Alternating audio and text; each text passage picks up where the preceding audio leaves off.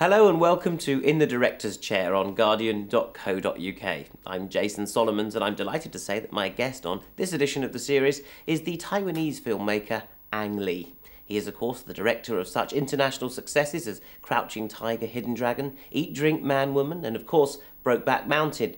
His latest film is Taking Woodstock, a colourful comedy set in upstate New York in 1969 when the 60s and America came of age. Some hippie thing's gonna get canceled unless they find a new place for the concert. Wow, Janis Joplin. Grateful Dead, The Who. Well, the locals killed it.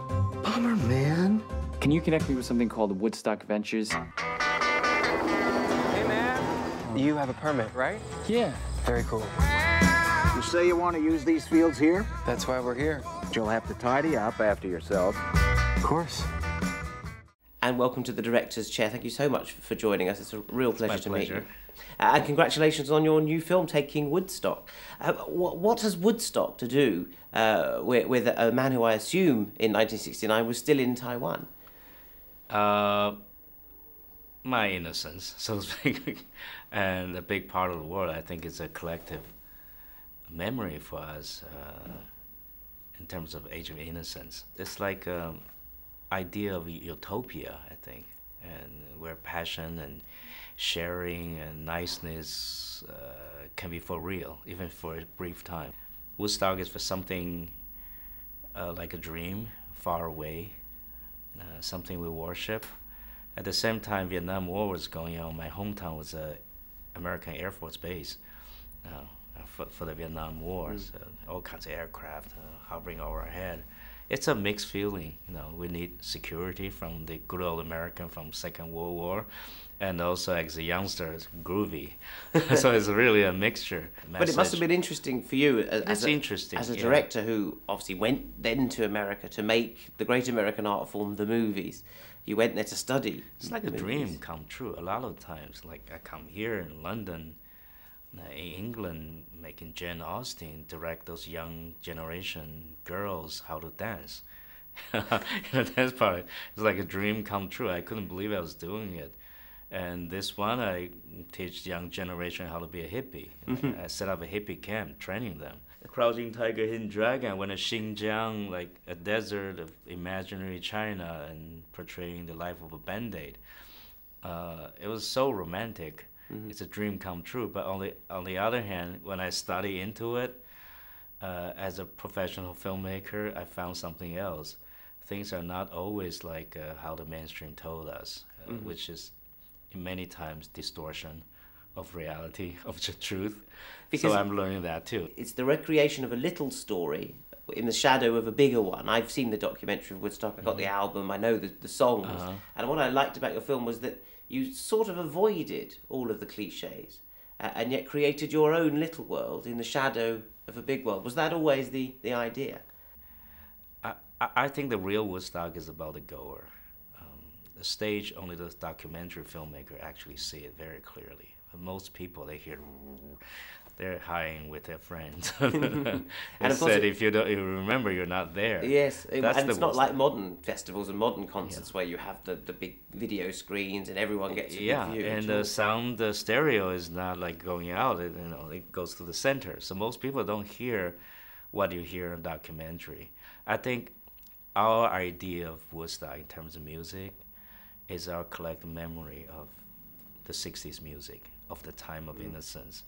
To me, the more important thing is the idea of utopia. It's about the goer, the heart of going. In a way, that's how the book writer told me why he named the book Taking Woodstock. He wants to take Woodstock to heart. Yes. That changed his life. I think that's the real story for the movie. It's a realistic one. It's not a grandiose idea. It's not a myth. But a real slice of life, the genuine taste of Woodstock. What's it like to being there or near there? Is this normal for an Ang Lee production? You always take your crew to the place that you go. We talked earlier about how you create your world in that's how you work. Isn't it? I think the local place where things supposed to happen will give me two benefit as an alien to just about everywhere in the world. When I go there, the local would teach me the history. They look right. I don't have to worry about the genuine, what's authentic. So they will give me great inspiration and education. You mentioned about I pay attention to detail. I think that probably come from the lack of confidence being a foreigner, like anywhere, or to the material I'm working. So doing research, just knowing about it, is a learning curve I have to take. As you're doing that, you get soaked into it. They're so fascinating. Then I have problem not being able to fit everything I was interested into that one movie. But I you still do have a story to tell. You do it wonderfully in the Ice Storm, which I suppose this is the closest other episode in your work because of that sort of rough, similar area, time. sort of similar time, different people, but it's always looked at that American suburbia, if you like. I think when Woodstock settled into the suburbia American, the battle, the resistance war is over. The history already turned the page. To me, Woodstock and the Ice Storm for me, they're like the two sides of a paper as you're turning the page. You do need some real security around here. And you're real security? What? Well, you don't look... Okay, I may be a grandfather, but that doesn't... You're a grandfather. I married young, the night before I shipped out for Korea. You were in Korea? Semper Fi, you little prick. Sergeant, U.S. Marine Corps. I'm kidding. Yeah. Wow. That's me with the cigar. The other one was the love of my life. Killed. Sniper. I went out on patrol, found the Chinese pissant who did it, and broke his neck with my own hands. Jesus. Actually, I made that last part up, but I would have if I'd gotten hold of the son of a bitch, and I'd do it today if I found him. Vilma, you're hired. Thank you. Welcome aboard. You won't regret it. Do you need some kind of uniform? Oh, I've got uniforms, baby.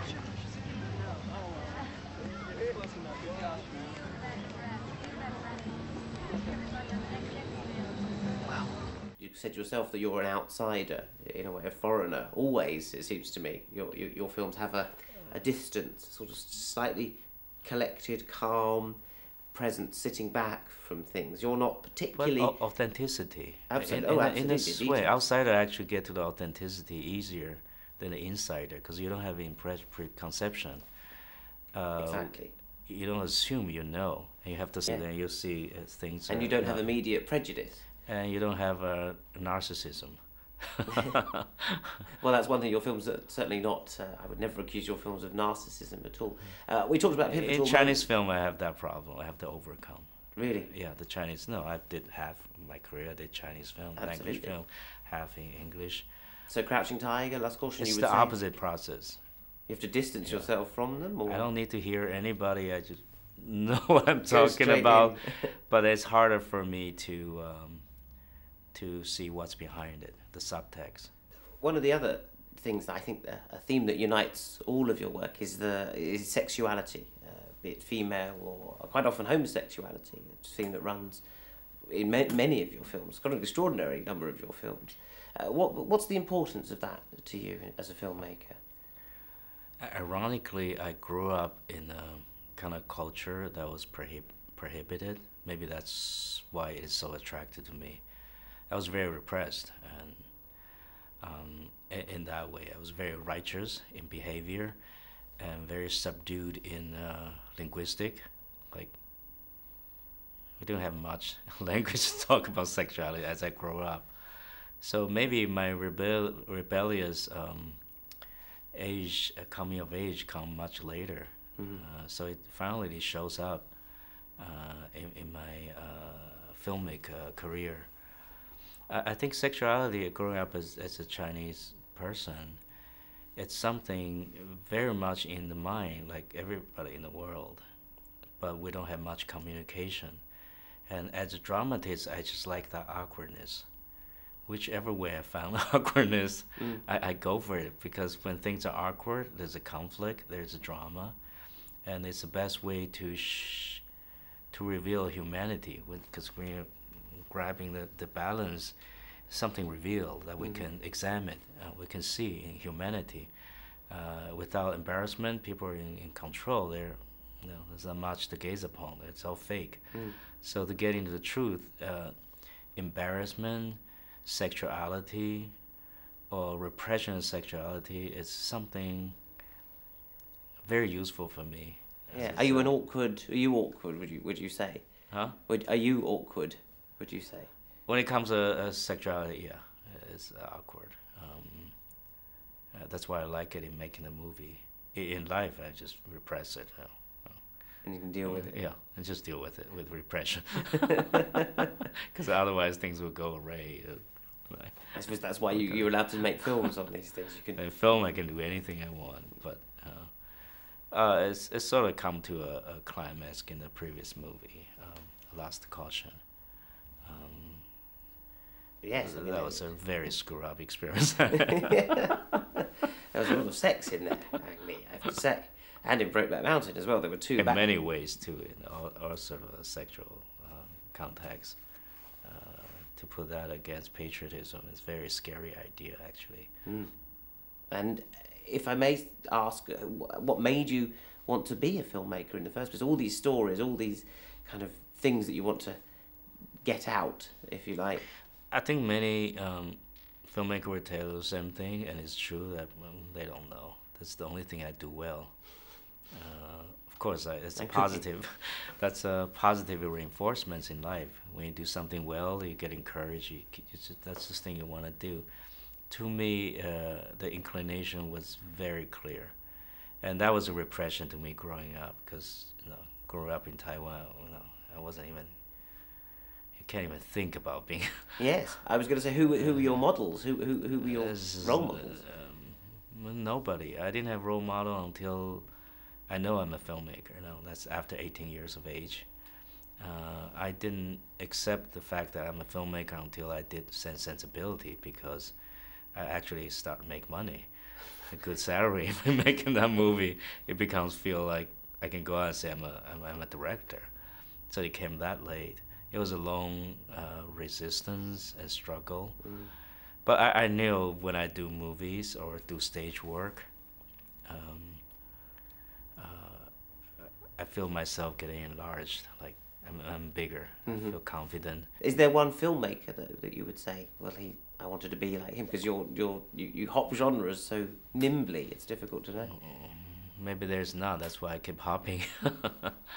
At times I thought I just want to be so and so, but once I start making movies, I do the movie for the moment. Yeah. I really want to make. So I didn't really have many role models. Like Bergman would be one of them. I want to be Ozu sometimes. I want to be Billy Wilder when I was younger. And when I get older, I want to be Hitchcock. Well, I'm very glad for the moment that you're Ang Lee and that you hopped into our director's chair. Thank you so much for coming on. You. Lovely to see you.